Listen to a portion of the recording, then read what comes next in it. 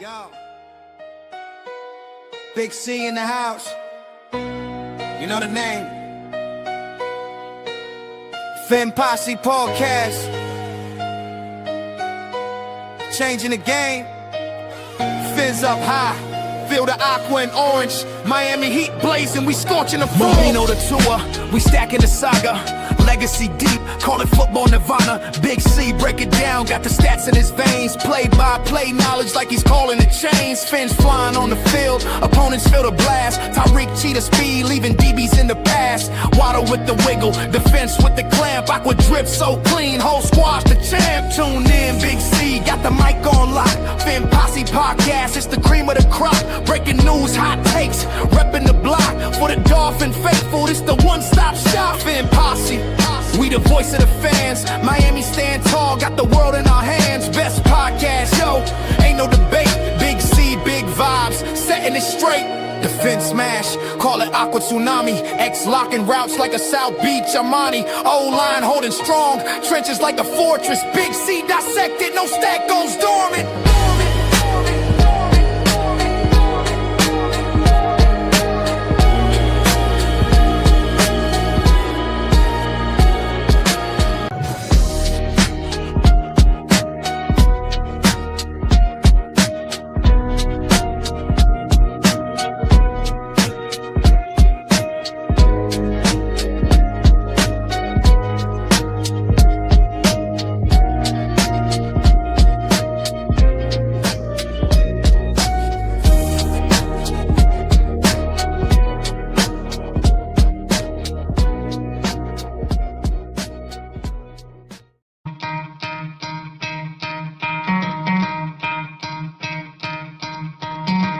Try to play, but you're never gonna beat me. Look the other way, what I'm doing ain't easy. Bloody hands stained from the people who deceive me. Muddy hands break through the chains, go free me. Looking for change, looking for pain. Pulling a mob, pushing a train. I'll never stop, stick to a lane. Pick up the pieces and go rearrange. I'll be the best above all the rest, put me to the test. Expect nothing less, you check as I'm chess, what's happening next, yeah. He got the venom, a tangible weapon, no coming in second. This life is a lesson, he got a new engine from pain, it's a blessing. New focus, no guessing, just bold an obsession, all in his position. What up, Finn fans? Welcome to another episode of the Finn Posse Podcast. I'm your host, Big C, and this is brought to you by Game Changers Media. How is everybody doing this morning? How is everybody doing this morning? Listen, I'm still riding high on last weekend's victory. I don't know. I'm probably going to ride high on that victory all the way until kickoff Sunday in Madrid because it just feels damn good to beat the Buffalo Bills. And, I hope that we can, hopefully soon, it doesn't have to feel like such a crazy occasion for us to beat Buffalo. Hopefully we can get back to beating Buffalo on a regular basis where it doesn't seem like it's such a grand achievement. But right now I'm feeling it. I'm loving it. And I'm still so super stoked at the idea that we shut down the Buffalo Bills. I love the fact that our head coach, and you can criticize Mike McDaniel for a lot of things. You can say that he should not be the head coach moving forward, that you're ready for a change. And I'm not against those things. I'm not against the people that say those things. But if you don't like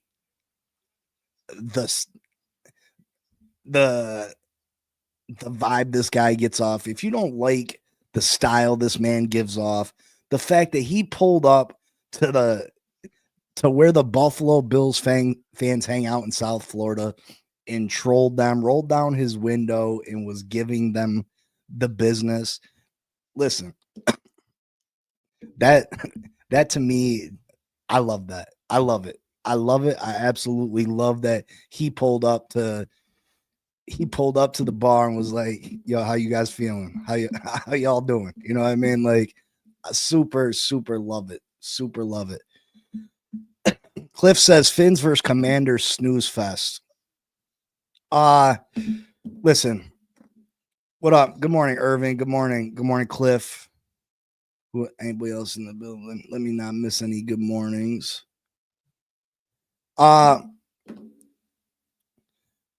Irving says it would be nice to get a win streak heading into the bye week. You know, and a lot of people have different opinions on that. And I don't know how to feel. Would I love the Miami Dolphins to continue the win? As a fan, as strictly a fan, yes, of course. I love to watch the Miami Dolphins win on Sundays. It just makes my day. This is my team. I love this team. I love for them to win. But at the same time, does it hurt this football team to go on a winning streak? And we'll talk about the next few games. And we're not going to break down the Washington Dolphins game that much today because it's still fairly early in the week. Some things could still happen as far as injuries, players that are playing, players that are not playing, this, that, and the third. So we'll get more in depth in breaking down this game probably Friday, maybe Saturday morning. I'll do a real game breakdown.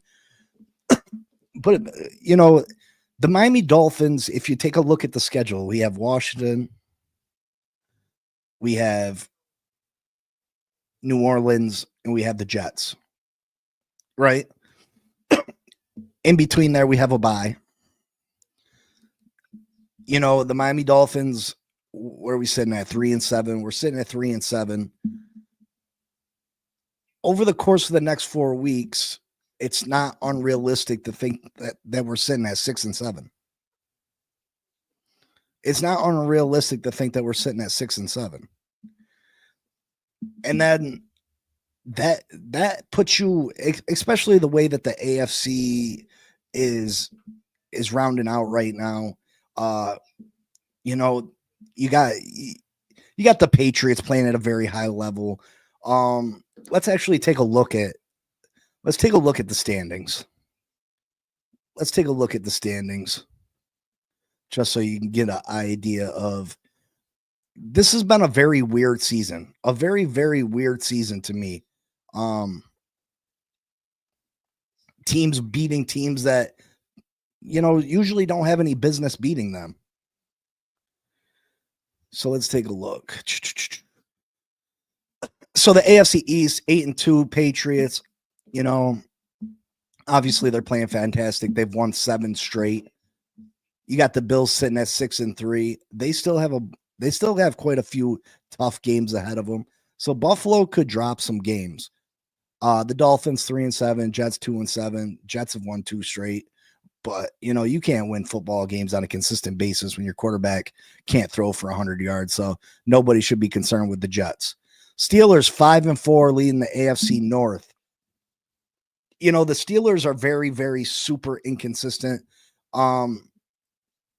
There's no reason to believe that the Steelers can't lose another 3 or 4 games this year. You got the Ravens sitting at 4-5, who I think are going to go on a run. The Bengals sitting at 3-6. They're going to be getting Joe Burrow back sooner rather than later. But at the same time, how much does that do for them? Yeah, the offense will be considerably better, but their defense is still atrocious. You got the Cleveland Browns sitting at 2-7. They've been awful. They lost to the Jets last week. You got the Colts 8-2. They've been phenomenal. They're going to win the AFC South. Jacksonville, very inconsistent. There's no reason to believe that they can't lose another 3-4 games. The Texans, they're struggling. CJ Stroud hurt. They're sitting at 4-5. And then you got the NFC West, who is probably the strongest division in this conference. You got the Broncos 8-2.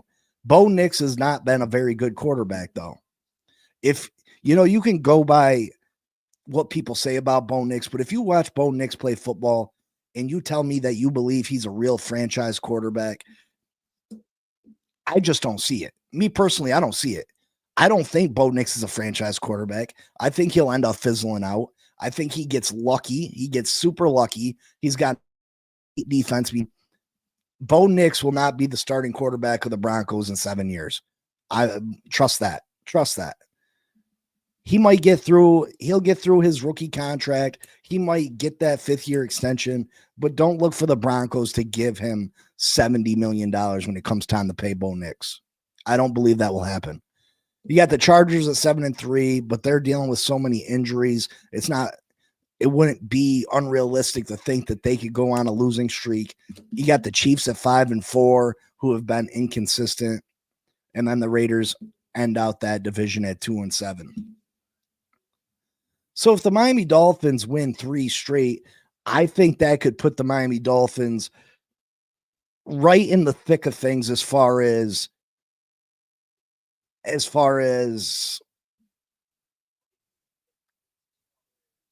a playoff, the playoff race. I really do. And do I think that they deserve to go to the playoffs? No. Do I think let me make it clear. Let me make this clear to everyone who's listening. The Miami Dolphins are not going on some magical run. We don't have a chance at a Super Bowl. We don't have a chance at making the AFC Championship. It's just not realistic. The Miami Dolphins, if they play a perfect game, have an opportunity, and they could beat anybody.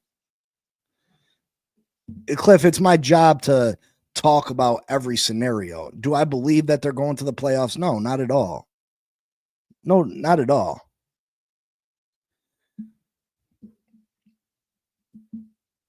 Miller, I want to know how you feel that the Denver Broncos are a worse team than what the Miami Dolphins have.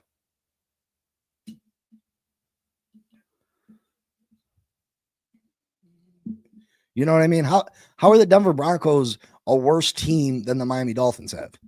The Denver Broncos are a top 3 defense, right? I'm pretty sure their offensive line is considerably better. But Cliff, you got to talk about all scenarios. Yeah, 3-7, it sounds real silly to talk about the playoffs. I agree. But if you look at the Miami Dolphins' next 3 games, there's a real chance that Miami could be sitting 6-7. And if you're sitting at 6-7, is it unrealistic to talk about playoffs? I mean, this team has a history of making late season runs and making a push towards the playoffs. Do I think that we end up getting there? No, I don't. I don't think that the Miami Dolphins make the playoffs. I don't. Again, hey, Cliff, I get you, brother. I get you.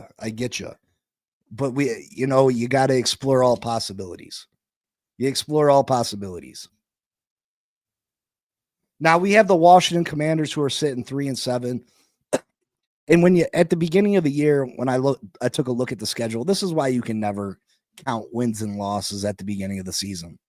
At the beginning of the season, you look at the schedule and you thought Washington was a definite loss. You thought Washington was going to be an L for the Miami Dolphins, or at least most people did. Washington was one of the better teams in the NFL last year. They made it all the way to the NFC Championship game, but they've been devastated by injuries, just absolutely devastated. Absolute devastated by injuries.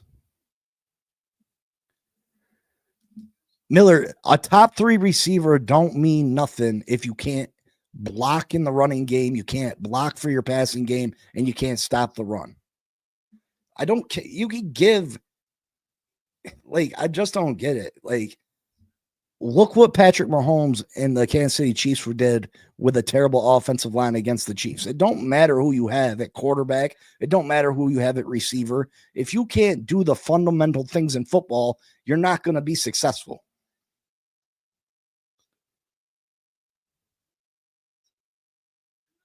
You know what I mean? You're not going to be successful. Tua has shown that he can win with not a top 3 receiver. If we can run the ball, Tua shows he can win. He's lost games with Tyreek, but won games with Malik Washington as the second wide receiver. Come on. He's won games with Lee Bolden. You know what I mean? Devontae Parker. That's not what Tua needs as a top 3 receiver. Tua needs a running game where the play action pass can open up for him. That's what Tua needs.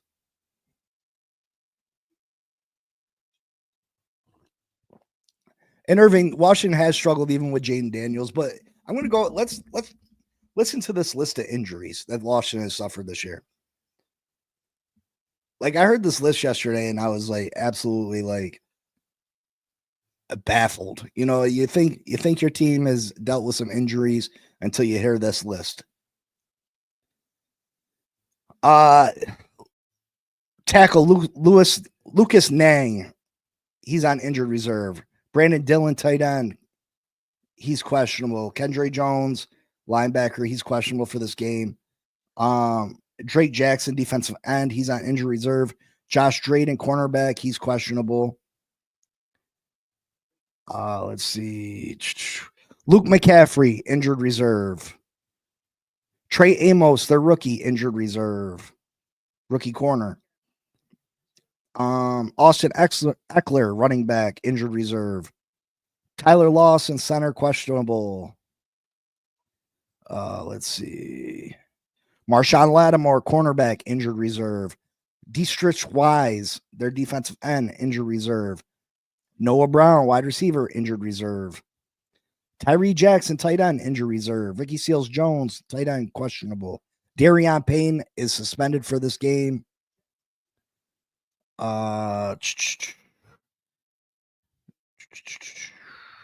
Will Harris, free safety, injured reserve. Terry McLaurin's out, and he's been on injury reserve. Trayvon Burks is out, wide receiver. Jane Daniels is out. They got their list of injuries is absolutely atrocious. 28 won that Bills game, not Tua, and not to mention when the Bills came out flat, everyone and their mom could see that. I didn't think Buffalo played that bad. I didn't think Buffalo played that bad of a football game. Could Buffalo play better? Do they have the potential to play better? Yeah. But I think Buffalo has been exactly what they've been all year. I don't think Buffalo's been fantastic all year. Now they have highs. They have highs because you have Josh Allen, you got Cook. You know, they can look super good one week, but I don't think they got a consistent team. I think their defense has been mediocre at best. They can't stop the run. Bo Nix is not a good quarterback. Watch the games, bro. Don't just go. If you watch the games, he gets lucky. He doesn't stay in the pocket long enough. He relies too much on this playground football. It's not something that's going to last. The Denver Broncos they're 8-2 right now. They could very easily be 3-7, 4-6. They've gotten extremely lucky. And Tua was part of that victory. I mean, Tua was very good in that game. You take away the 2 interceptions, and people are making a bigger deal on them interceptions than I did. You know, he threw down the field on a third, and, you know, it wasn't super long. Would I liked for him to given the receiver a better chance at catching the football? Yes. But I'm not mad about those interceptions. Tua, decent game. Well, that's the thing. Only the real survive. That's the thing. We go from being the underdog to being the favorite this week, right? And that hasn't worked out for us so far this year.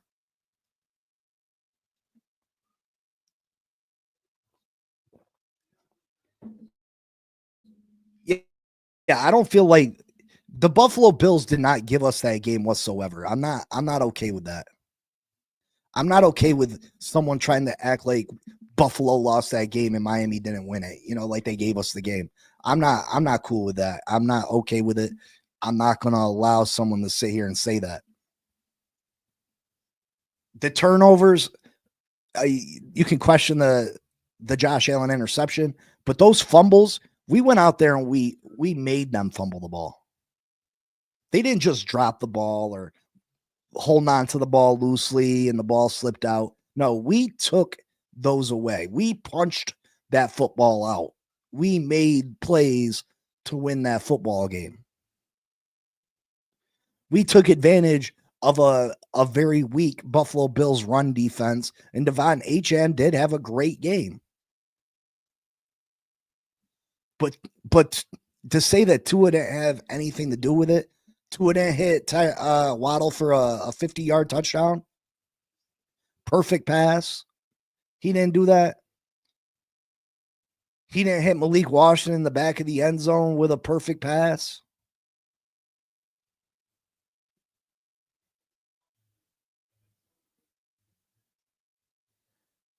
Yeah, Irving. Jordan Brooks forced one of those fumbles.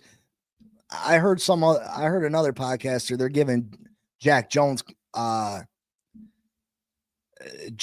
credit for both of those, and Jack Jones did do one of the fumbles. The James Cook fumble, Jack Jones did punch the ball out, but the other fumble was Jordan Brooks all day.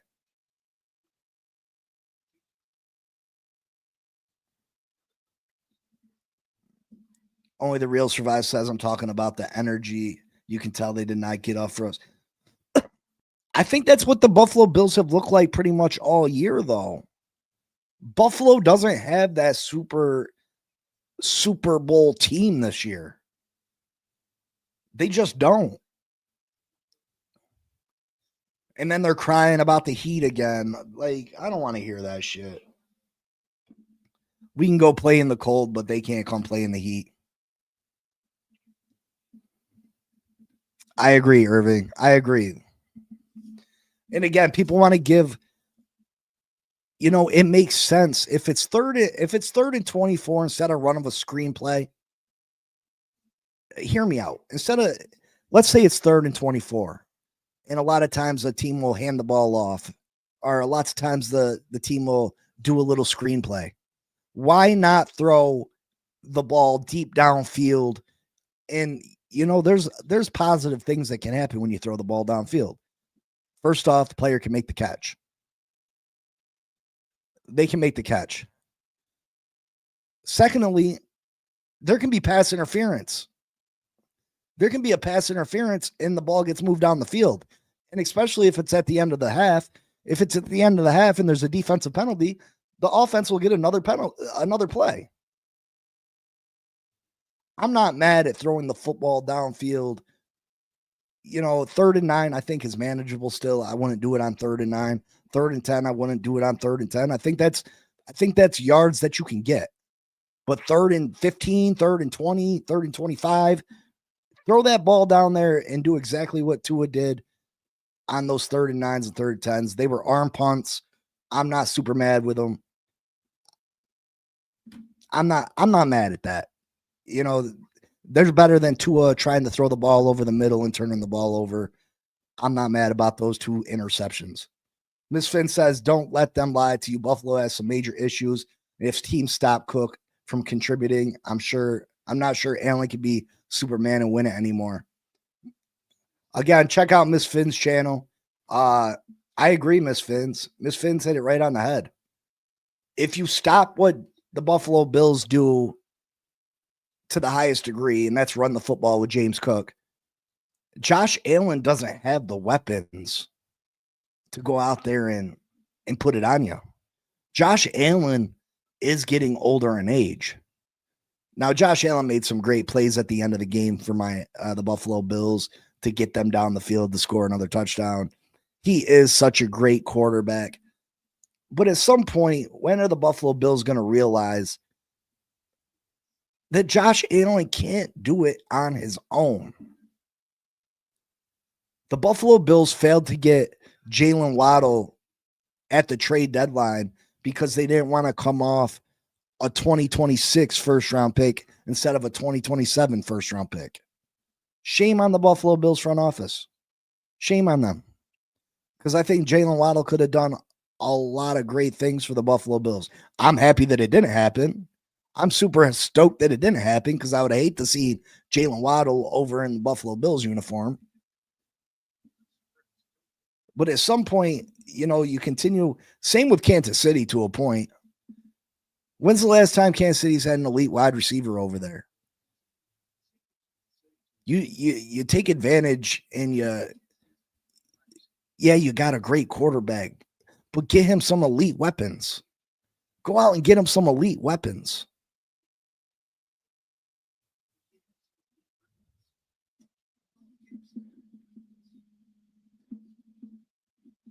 Now, what happens if we go on this 3-game winning streak? We sit at 6-7. I think it puts us in the thick of things. I mean, we'd still be a very long shot to make the playoffs. Still a long shot to make the playoffs. Irving, the Bills do have major issues. They do. They can't stop the run, bro. They can't stop the run.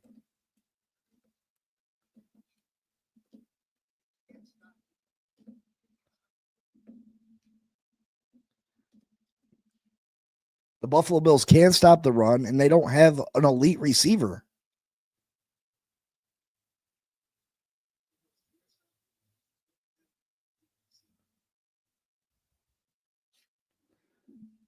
Miss Finn's, I mean, the Buffalo Bills could still make a run in these playoffs because there's not a lot of football teams in the AFC that have separated themselves. You know what I mean? I think the AFC is wide open. Now, the way that Jonathan Taylor's running the football, I mean, I think he would be an absolute nightmare for the Buffalo Bills if they get set up against the Indianapolis Colts. Baltimore, I think Baltimore would beat Buffalo if they played again. Kansas City, I mean, Buffalo beat Kansas City in the regular season, but we all know what happens to Buffalo when they play them in the playoffs. I mean, Josh Allen's great enough where he can overcome those deficiencies, but I don't know if he can do it 3 or 4 games in the playoffs to get to a Super Bowl.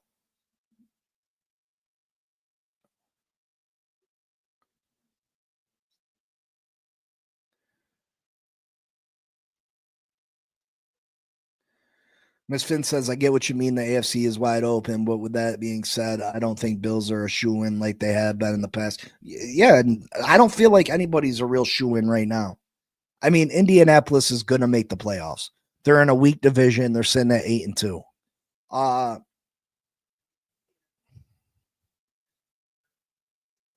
Listen, I know that the Denver Broncos are sitting at 8-2, but I wouldn't even say the Broncos are assuring to make the playoffs right now. But like I said, the Broncos could very easily be 3-7, 4-6. The Denver Broncos have not. They've gotten very lucky. They've gotten very, very lucky. If you go back and look at their games this year, they've pulled off some last-second wins that, you know, took quite a bit of luck.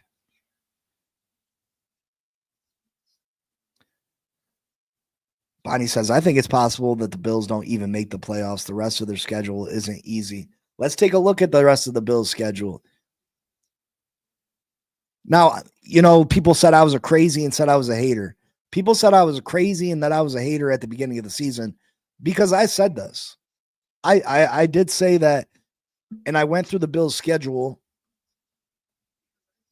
and I went through the games that I felt like they could lose. And Michael K said I was a hater. Everybody remembers that. Michael K says I was a hater.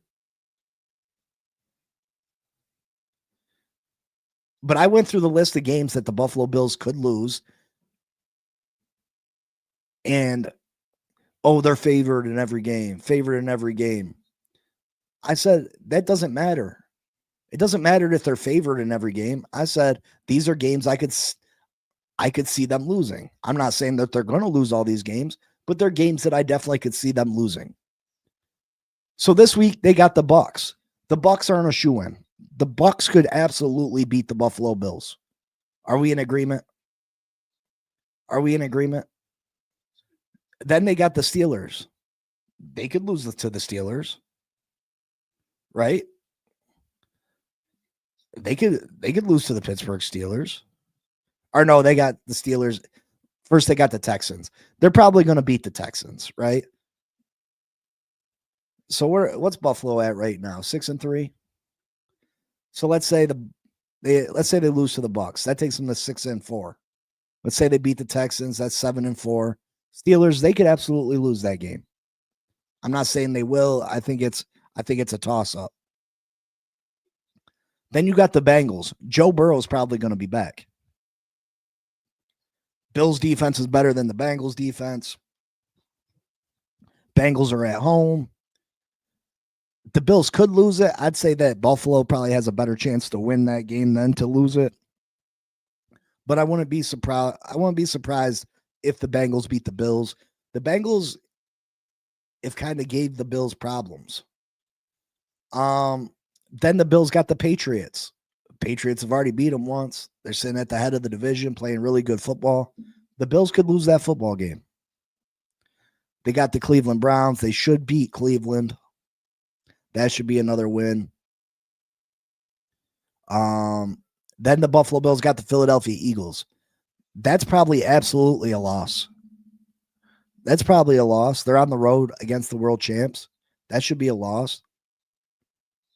And then they got the Jets. They'll probably win that. So I can see 1, 2, 3, 4, 5 games that they could lose. Do I think they lose all 5 of those? No. But they still have 5 games that they could lose.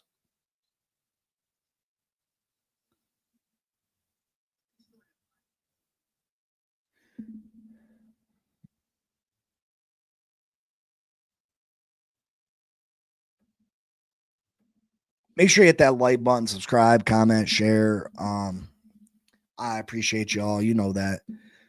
Miller says, bet MGM on Buffalo missing the playoffs. I'd take those odds. Remember, Buffalo had hard knocks this season. Only 2 times has a team made the playoffs since its inception. Irving says, I'm glad Miami denied a first and a third for Waddle from Buffalo, but that is a damn good deal. Listen, that is a pretty good deal for Waddle. I ain't gonna lie. A first and a third for Waddle. But you can't trade him in division. I think Miami takes that trade if it's not in division. What do you guys think? You think they take that trade if it's not to the Buffalo Bills? I think they might. Irving says they'll probably beat the Bucs, Steelers, Jets, and Browns. I wouldn't listen, Baker Mayfield is a very good quarterback. They got a pretty good defense. I wouldn't guarantee that the Bucs lose to the Buffalo Bills.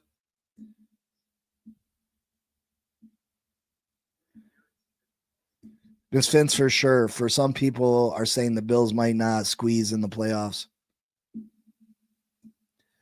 But in division, I need 2 firsts and a third. And yes, they would have. Yeah, I agree. I think if it was any team outside the division, they would have took the first and the third. I just don't think that they realize giving Josh Allen a weapon like Jalen Waddle, especially Josh Allen's 29 years old. Jalen Waddle is still super young. You're going to have to deal with that combo for years to come. Jalen Waddle's under contract. So trading Jalen Waddle to the Buffalo Bills is saying, here, Josh Allen, here's a pretty elite weapon for the next 5 years. You know what I mean? That would have been a stupid move by the Dolphins front office.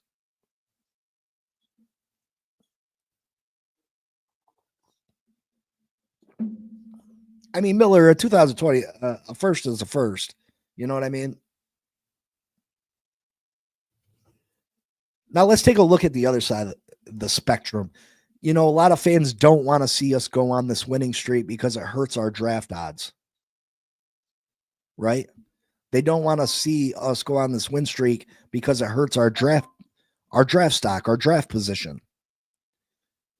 A lot of Dolphins fans have this grand idea of us getting this quarterback, which I believe we do need a quarterback. I do believe we need to find our quarterback that can lead us into the future. But this quarterback draft class is kind of dookie. This draft class for quarterbacks kind of dookie. You get past Fernando Mendoza. Who's the number 2 quarterback? Mendoza is the only one that's got like a first round grade. More from Oregon's probably going back to school, I seen. You got teams ahead of the Miami Dolphins in the draft order, the New York Jets, the Cleveland Browns, the New Orleans Saints, that are probably going to draft a quarterback or want a quarterback in the draft. So, you know,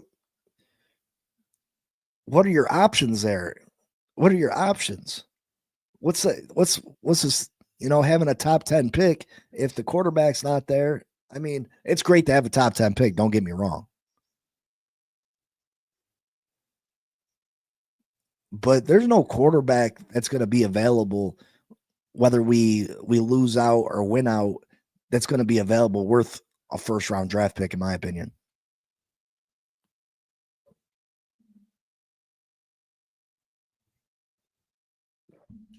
Yeah, I forgot about Lenore Sellers. Lenore Sellers going back to college.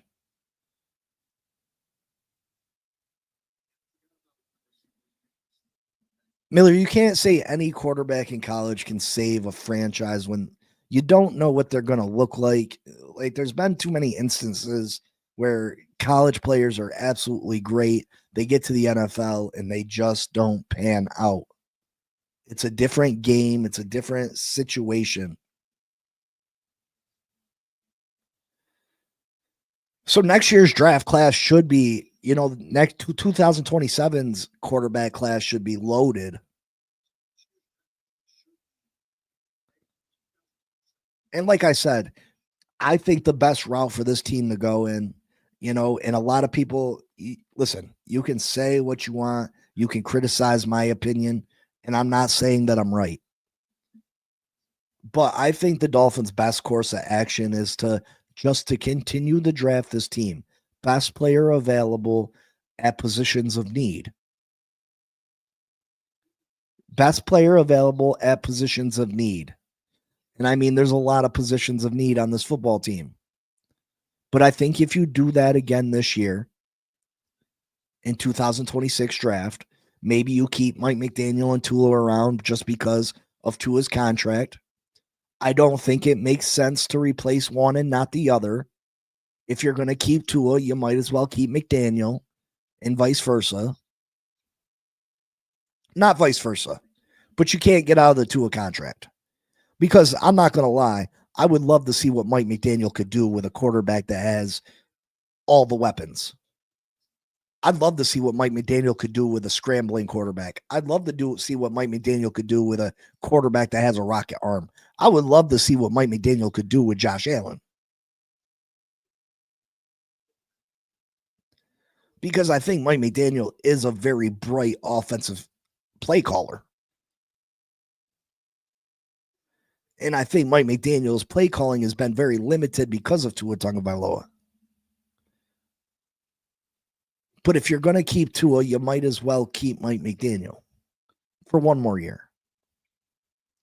And then, like I said, 2026 draft, best player available at a position of need. Hopefully, Patrick Paul, Jonah, Jordan Phillips, Dante Trader, Jason Marshall. Hopefully, all these players have a year 2 jump like Patrick Paul did.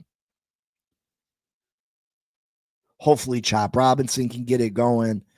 I think he's had a setback this year just strictly because they were trying to do too much timeshare with Jalen Phillips, Bradley Chubb, Matthew Judon.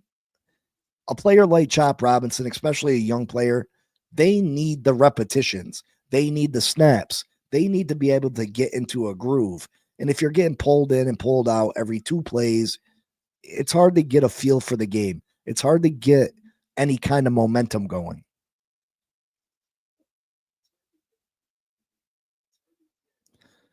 It's like if you're playing a game of pickup basketball. If you take a shot, 2 shots a quarter, and you're getting pulled in and put out the game, you're not gonna get a chance to heat up. You're not gonna get a chance to get going, feeling it.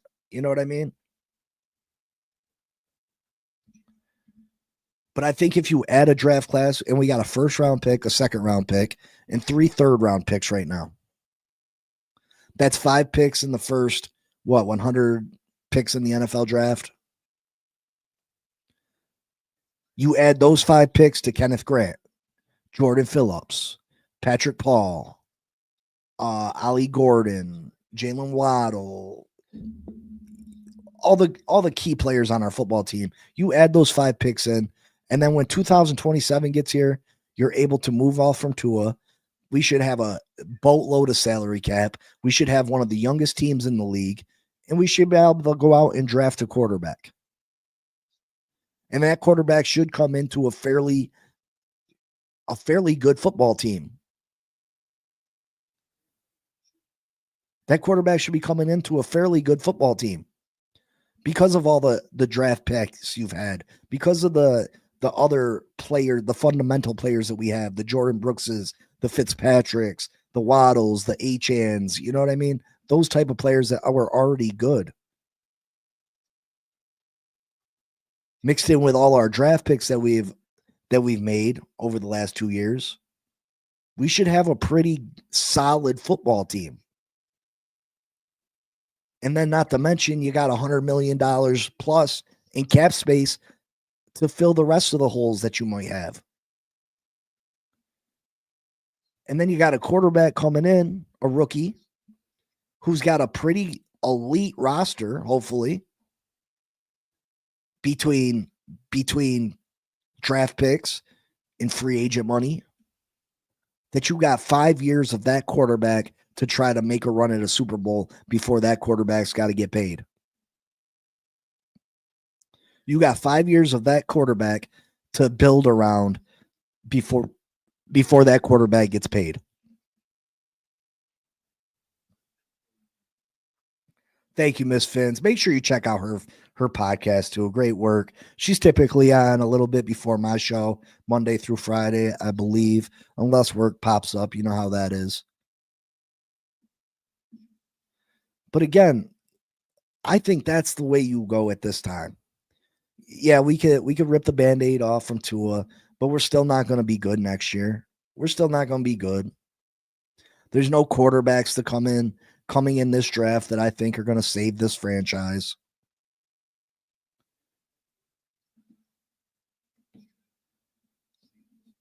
And that Miss Finn says yes. And with the team you're referring to, we'd probably put ourselves in success for several years. That's the key, right? That's the ultimate goal, is to build a winner for years to come. We don't want to build it. I mean, I think a lot of us would be happy if we built a team, even if we only went to one Super Bowl, won one Super Bowl, and then the whole team had to be torn apart. I think a lot of us would be happy just to get that Super Bowl. But a lot of us would like to see this team be good for the next 10, 15 years. And I think if you go about it that way, by keeping McDaniel into a one more year, continuing to build this roster from the inside out, you hire a competent general manager this offseason that knows how to build a football team. And I'm talking about through the trenches, and, you know, you continue to work that offensive line. You continue to fix that defensive line. We get some corners. Like I said, best player available. And then in 27, you can move on from McDaniel. You can move on from Tua. You can go get the head coach of your choice, because the coaching prospects out there will look at this roster. They'll be like, damn, the Miami Dolphins got a lot of young players, a lot of young talent on this team. Damn, the Miami Dolphins got $130 million in cap space. Damn, the Miami Dolphins are going to let me pick my quarterback. Damn, the Miami Dolphins are in South Florida. The weather's pretty nice down there. You'll be able to have your pick of coaching candidates. This will be the number one wanted job in the NFL. And then you hire your next head coach. You let him come in. You pick your quarterback. And then for the next 5 years, you pay your quarterback a rookie contract, and you build around him. You just continue to build around that quarterback. For the next 5 years, you got a real opportunity to be one of the premier franchises in the NFL.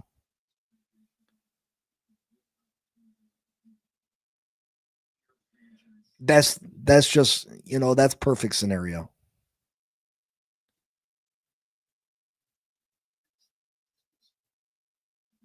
I agree, Ms. Finns. And any GM would look at the fact that we are cleaning house in the front office to say, I can build my team here. Yes, it's a blank slate. It's a blank slate. If we can get through, excuse me, if we can get through 2026, it's a blank slate.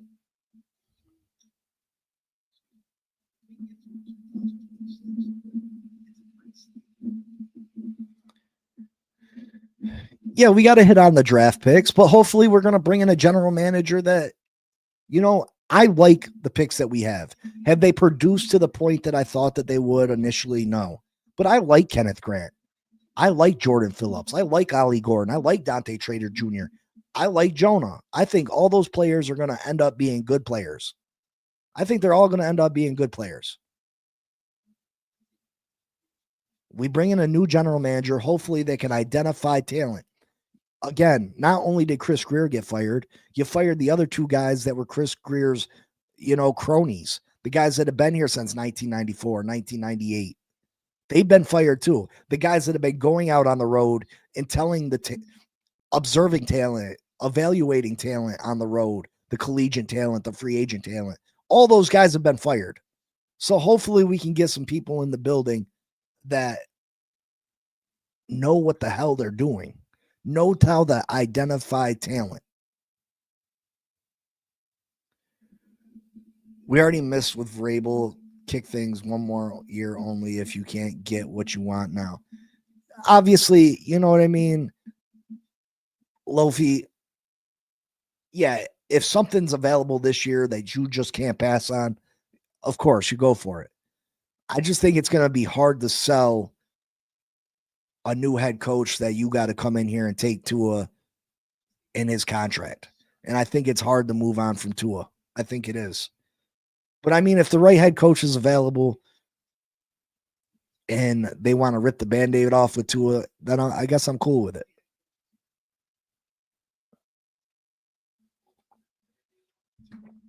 Miss Fins, isn't it crazy that they were here for 28 and 32 years? The same set of eyes evaluating talent for a football team that hasn't won a playoff game in 25 years.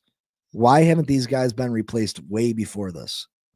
These are the same guys that are missing out on TJ Watts and Matt Ryans and Aaron Rodgers and, all these players they're missing out on, yet they kept their job for that long.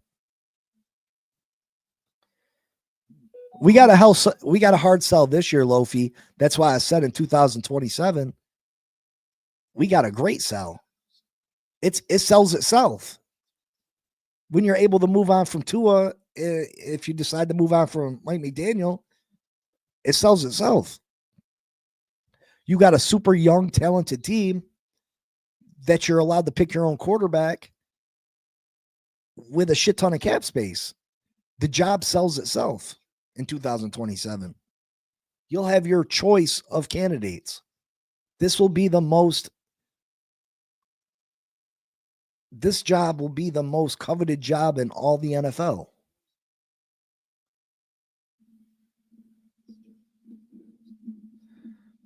Mike McDaniel didn't pick the GM. Come on. We need to continue to clean house in the front office, and that would entice experienced GMs to consider Miami this young core. I agree, Ms. Fins. Whoever else needs to go, needs to go. If you're in the front office, it's time for you to move on. Whoever else is in the front office needs to move on.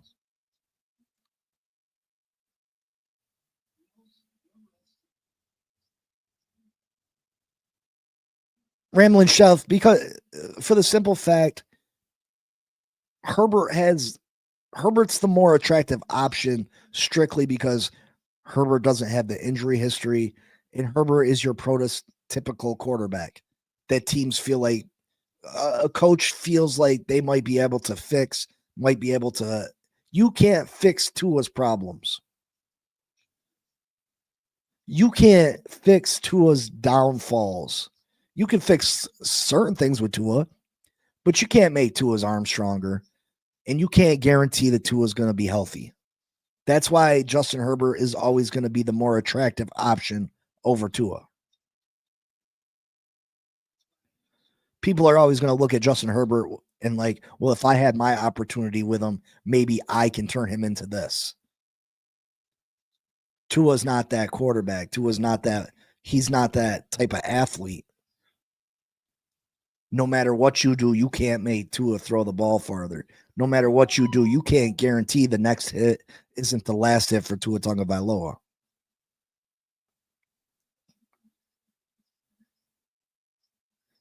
You can't fix those problems with Tua, though, brother. Tua's physical limitations are the key factor in that. Can you fix certain aspects of Tua's game? Sure. I'm sure there's things that Tua can improve on. I'm a firm believer that people can continue to get better at things throughout their life. But you can't, I'm 5'10". I'm never gonna be 6'1". I'm never gonna be 6'1". I can't change that. I can't change that. You can't change Tua's arm strength. You can't change that Tua has a severe history of injuries. You can't change those things. I'm not saying that Champ and Kelly or McDaniel don't have a relationship. I'm not saying that. But Mike McDaniel didn't pick who the general manager is. Believe that.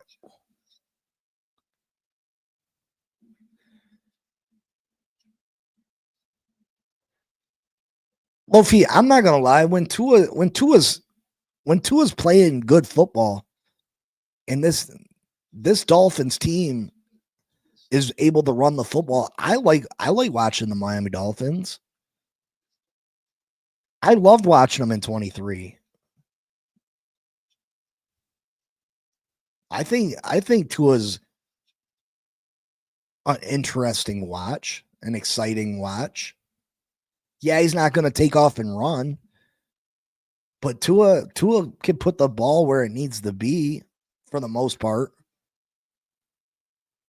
So I'm not going to say that I don't enjoy watching Tua play when Tua's playing at a high level. I most certainly do. Thank you, Irving. I appreciate it, brother.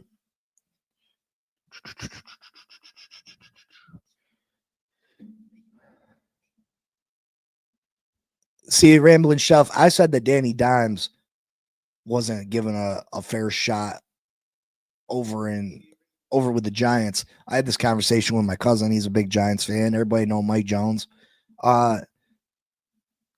They never gave him a full team, but again, Danny Dimes is limited in some of the things he can do as well. Lofi, I get you, brother. I feel you. And maybe it's the skilled players that were surrounding Tua that made Tua exciting to watch. The Tyreeks, the Waddles, the Hills. You know what I mean? Maybe it was those players that made Tua more exciting to watch. Mike Jones.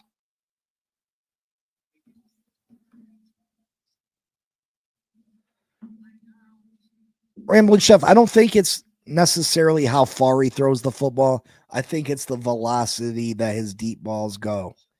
If he has the room and the time to wind up and really launch it, he's fine. You know what I mean? I think if he has time to wind up, step into his throw, he throws it with plenty of velocity, throws it plenty far enough. But if he sees something at the last second, has to try to get the ball there, he struggles to get it there. That's all.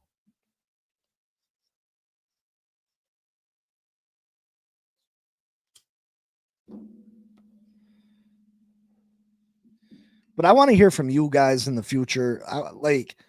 What's your course of action for this football team? Are you cool with going on a winning streak and trying to, you push this season till you can't push it no more, see what you can do, win the games you can win, and hopefully, when all said and done, you're fighting for a playoff spot at the end of the year, which I know is a long shot, and I know I'm not saying that that's what's going to happen. You know what I mean? Or do you want to see us lose out so we can have the best possible draft pick we can this year? that it's pointless. We're not making the playoffs. We need to lose these games. I get both sides. And there's a part of me that's like, yeah, let's lose these games. I just know when Sunday morning hits, I put my Dolphins hat on, or I sit down to watch my Dolphins. I'm cheering for them to win, and I can't help it. I just can't help it. Make sure you hit that like button for me, please. Subscribe, please. I'm getting closer and closer to that 1,000 mark. I was at 850. I lost one to 849. I'm trying to get to that 1,000. You guys have been great. Make sure you hit that like button. Show your support. Share. Hit the notifications. We got a big giveaway coming for that 1,000. We're going to have a party up in here. Big giveaway, big news once we hit 1,000. Matter of fact, this whole channel going to change when we hit 1,000. The cosmetics of it, everything. The day that we hit 1,000 and you tune in the next morning, this show will look completely different. Completely different. Big C, what's up? Yeah, I say run the table. It's about player development anyway. If you can make the playoffs, maybe win one playoff game, we'll see this player development. It's hope for next year. Nick Hicks and John Beck at 3D QB has had a negative effect on him. Yeah, that's why you can't, there is too many, what's the term? Having too many cooks in the kitchen. You know what I mean? You've let too many people get their hands on Tua and mess with his style, mess with how he plays the quarterback position, his throwing motion, all them things. Sometimes there's too many cooks in the kitchen.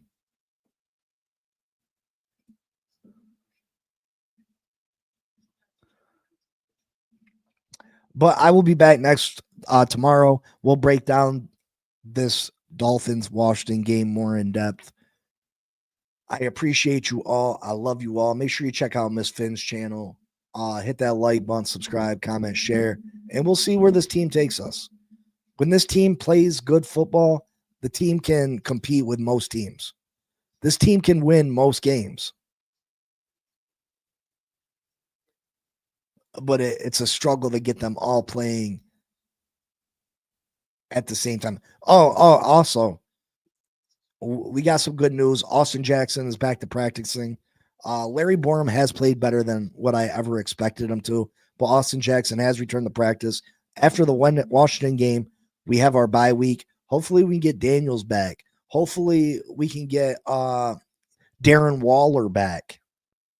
We may have some players coming back. We may have some backup. You know what I mean? We may be getting stronger for the stretch run. That is something you have to take into account also. That this team is going to get stronger down the stretch. So as good as we've been playing, can you imagine adding Waller to that? Can you imagine adding Austin Jackson and James Daniels to this offensive line? The way that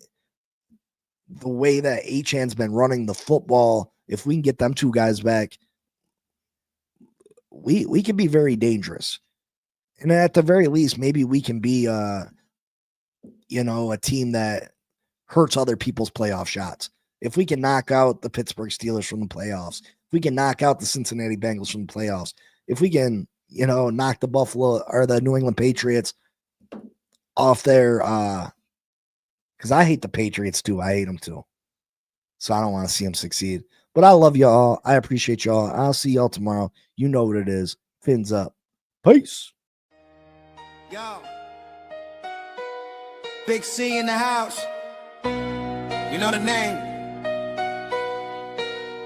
Fin Posse Podcast. Changing the game. Fins up high. Feel the aqua and orange. Miami heat blazing. We scorching the floor. Marino the tour. We stacking the saga. Legacy deep. Call it football nirvana. Big C, break it down. Got the stats in his veins. Play-by-play knowledge like he's calling the chains. Fins flying on the field. Opponents feel the blast. Tyreek cheetah speed, leaving DBs in the past. Waddle with the wiggle. Defense with the clamp. Aqua drip so clean. Whole squad's the champ. Tune in, Big C. Got the mic on lock. Fin Posse podcast. It's the cream of the crop. Breaking news, hot takes. Repping the block. For the Dolphin faithful, it's the one-stop shop. Fin Posse. We the voice of the fans. Miami stand tall, got the world in our hands. Best podcast, yo, ain't no debate. Big C, big vibes, setting it straight. Defense smash, call it Aqua Tsunami. X locking routes like a South Beach Armani. O-line holding strong, trenches like a fortress. Big C dissected, no stack goes dormant.